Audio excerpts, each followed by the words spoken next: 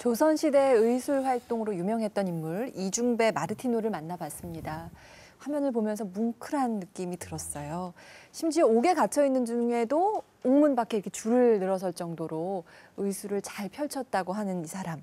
실제로 얼마나 대단했기에 또 어디서 어떻게 정말 의술을 배웠기에 여러 가지 궁금증이 생기는데요. 기록이 있나요, 박사님? 기록은 아까 그 VCR에서 잠깐 나왔지만 황사형 백서에 이중배 마르티노의 의술에 관련된 내용이 나오는데요. 지금 말씀하신 대로 명의했는데 얼마나 명의일까, 얼마나 실력이 있을까. 네. 근데 평가가 두 가지가 있습니다. 황사형 백서를 쓴 그 황사형은 이중배 마르티노가 그 의술을 조금 안다. 그 정도로 평가를 했어요. 그러니까 조금 안다. 예. 이중배가 천주교에 입교하게 된 게 이제 김건순이라는 분을 통해서거든요. 그분이 이제 이중배의 의술에 대해서 평가한 게 있습니다. 이중배한테 당신 그 의술 실력이 어느 정도 돼요? 그러면 이 사람이 겸손해가지고 한 10명 고치면 8명 정도는 뭐 고쳐요. 이렇게 하는데 그게 아니다는 얘기예요. 네. 자기가 봤을 때 10에 10, 100에 100명을 다 효험을 볼 수 있게 고쳤다는 거죠.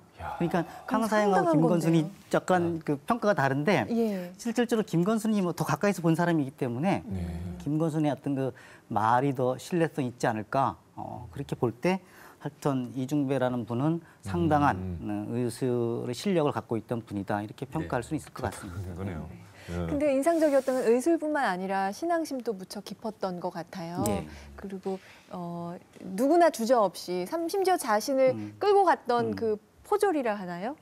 그들도 치료해 줄 만큼 사실은 미워서 치료해 주고 싶지 않을 수도 있는데. 근데 그 아까 VCR에 나왔지만 이분이 그 치료하기 전에는 항상 그 황사형 백선생은 선구주죠. 먼저 주님의 은총을 구해요. 그러니까 이 사람의 어떤 그 의술 행위 자체는 신앙을 바탕으로 하나님의 도움하에 한다는 거거든요. 그러니까 치료를 하는 데 있어서 신앙을 바탕으로 했기 때문에 대상을 가릴 수는 없겠죠.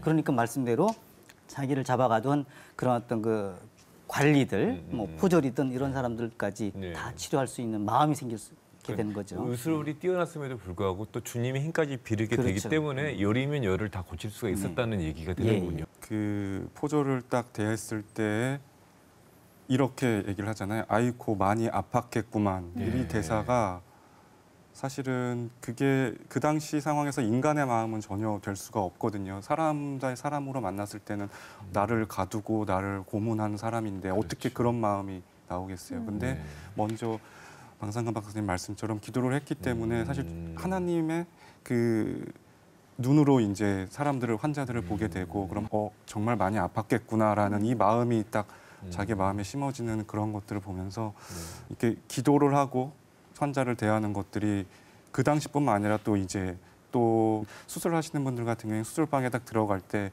사실 마음을 새롭게 하는 것들이 정말 필요하거든요. 그렇게 해야지 또 집중해서 환자를 볼 수 있고 그때 그런 집중력은 본인의 그런 마음보다는 사실 주님께서 주신 마음 이런 것이 아닐까 이렇게 또 생각해 보게 됩니다. 그 이중배가 옥중에 있을 때 옥문 밖에 저자를 이루었다. 이 표현도 아주 인상적이었는데요. 당시에 사실은 의사 면허도 없는 사람인데도 줄을 설 만큼이었으면 얼마나 조선시대 사람들이 또 의료적인 도움이 절실했는가. 김대건 신부님이 조선에 도는 전염병을 좀 막아보고 싶어서 스승에게 도움을 청하기도 했다. 뭐 이런 기록이 있다고 해요. 그것도 좀 소개를 해주실까요? 부제 때 이제 자기의 스승 신부인 리부하 신부님한테 이제 그 보내는 서한에 그런 내용이 있습니다. 홍역 같은 게 많이 유행을 했어요. 그리고 천연두 같은 것도 많이 유행했는데 그 당시 그 조선의 아기들이 그런 거에 많은 고통을 받는 그런 상황이었어요. 그러니까 이제 이분이 자기 스승인 리부하 신부님한테 서한을 보내서 이런 것들도 좀 치료할 수 있는 처방을 좀 알려주십시오. 방법을 좀 알려주십시오. 이런 서한을 보낸 경우가 있습니다. 그러니까 그 당시 김대건 신부님이 당시 조선의 어떤 의료 환경을 알고 안타깝게 여기면서 이 애들을 갖다 어떻게 하면 살릴 수 있을까 하는 그런 마음 속에서 이런 어떤 그 요청을 자기 어떤 그 서양 신부님에게 했던 것이 아닌가 생각을 하고요. 최양업 신부님이 있습니다. 1849년 말에 귀국하셔가지고 50년부터 활동을 하시는데 그 50년 할 때 10월에 이제 또 자기의 스승인 르그레주아 신부님에게 서한을 보냅니다. 이때 뭐냐면 이분이 와서 가만히 생각해 보니까 굉장히 의료 환경이 열악해요. 네. 근데 많은 질병이 일어나는데 질병을 원인을 봤더니 물이 위생적이지 않는 게 원인이다. 이렇게 자기가 진단하는 거예요. 네. 그래서 신부님한테 좀 이를 좀 물 때문에 많은 질병들이 생기니까 이 물을 좀 정화할 수 있는 방법이 없을까요? 좀 알려주세요. 두 신부님이 와서 그런 안타까움 가지고 뭔가 구하려고 하는 마음은 충분히 우리가 느낄 수 있을 것 같습니다. 예. 그래요.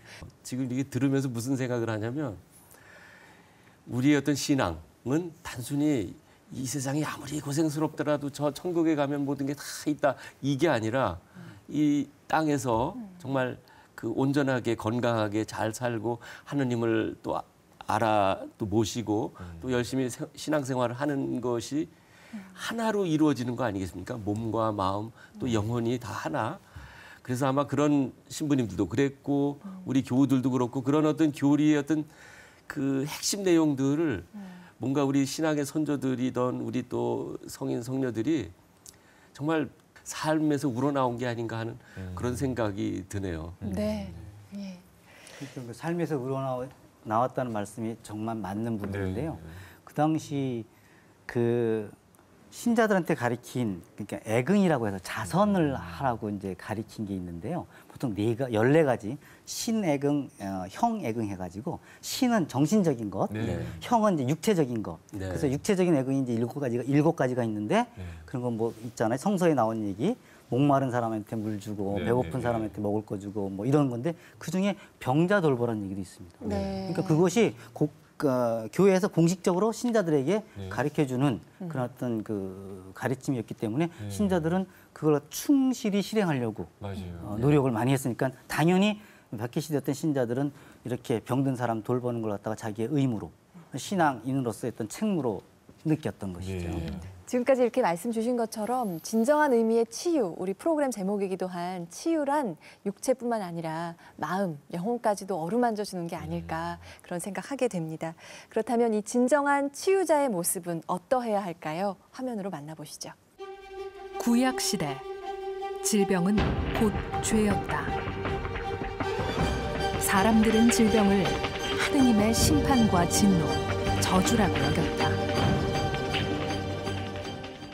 내가 너에게 무엇을 해주기를 바라느냐? 주님, 제가 다시 볼 수 있게 해주십시오. 다시 보아라. 네 믿음이 너를 구원하였다. 복음 선포와 치유. 예수님 공생활 동안 이어진 이 두 가지는 하느님 사랑과 구원을 증거하는 강력한 메시지였다. 예수님은 죄인으로 취급받던 병자를 존엄한 인간으로 마주하고 먼저 다가갔으며 질병과 장애는 악이 아님을 전했다. 성경에서 가장 많이 등장하는 한센병. 한센병 환자는 큰 죄를 저질러 무서운 징벌을 받은 사람으로 여겨졌다.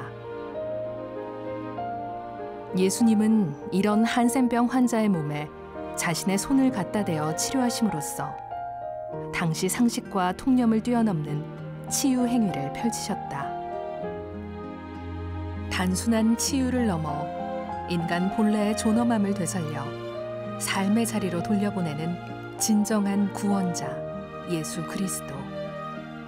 그를 따라 걷는 치유의 길, 앞으로도 계속될 가톨릭 의료의 길이다.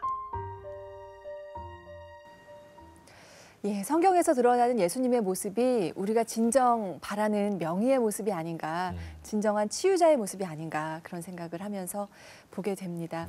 지금까지도 사실은 우리가 한센병이나 이런 것에 대해서는 많은 사람들이 편견을 가지고 있기도 하잖아요.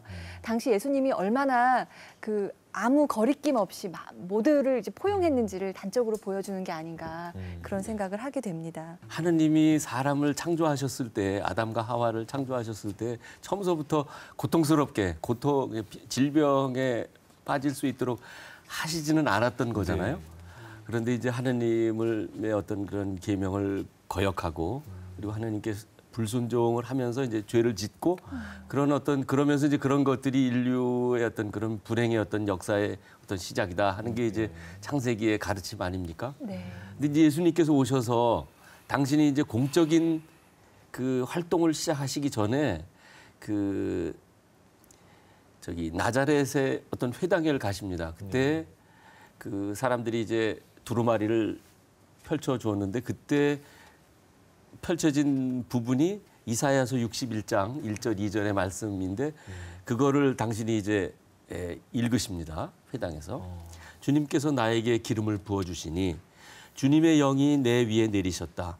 주님께서 나를 보내시어 가난한 이들에게 기쁜 소식을 전하고 잡혀간 이들에게 해방을 선포하며 눈먼 이들을 다시 보게 하고 억압받는 이들을 해방시켜 내보내며 주님의 은혜로운 해를 선포하게 하셨다. 어떻게 보면 당신이 이제 공적인 하느님의 아들이 이 세상에 오셔서 인류를 구원하시기 위해서 일을 시작하시면서 하셨던 첫 번째 일, 그러니까 당신의 어떤 미션, 당신의 사명을 이제 말씀하시는 거예요. 그러니까 다시 말해서 그렇게 처음에 인간이 지은 죄 때문에 우리 인류 사회의 어떤 질병, 고통, 뭐 억압, 불의, 뭐 등등 시기, 질투 이런 어떤 수많은 어떤 그런 그 죄의 현상들을 이제 우리가 겪으면서 이제 고통을 겪는데 하느님의 아들이 이제 오셔서 하느님 나라가 가까이 다가왔다. 너희들 회개하라. 하시면서 구체적으로 예수님이 하신 것들은 지금 방금 언급하셨던 그런 어떤 다양한 어떤 환자들을 직접 가까이 다가가셔서 어루만져 주시고 고쳐 주시고 하는 일들을 하시잖아요. 네. 이제 그러니까 예수님은 그야말로 이제 어떤 그런 잘못된 하느님과 우리 인간과의 어떤 잘못된 관계, 뭔가 이렇게 어그러진 관계, 왜곡된 어떤 이런 것들을 뭔가 정상으로 되돌려 놓는 어떤 그런 일을 하시지 않았나. 그래서 그 예수님이 그렇게 하셨고 제자들 너희들도 가서 그렇게 하여라 하셨던 대로 지금 우리 교회 우리 신앙인들은 그 예수님이 하셨던 그 일들 특별히 그런 어떤 질병으로 고통받고 있는 사람들을 정말 예수님을 우리 안에 체현해서 뭔가 가서 도와주고 뭔가 그 아픔을 어루만져주고 하는 일들을 하는 게 지금 우리 신앙인들이 아닌가 이런 생각을 합니다. 예수님이 치유 행위를 통해서 고통으로부터 해방시킨다. 이게 진정한 메시지라는 생각이 들어요. 해방을 통해서 평화를 누린다. 그렇죠? 그래서 가난한 사람들에게 기쁜 소식을 전하고 잡혀간 사람들 그러니까 우리 꼭 우리가 몸으로 잡혀가지 않아도 뭔가에 잡혀 있을 수도 있지 않습니까?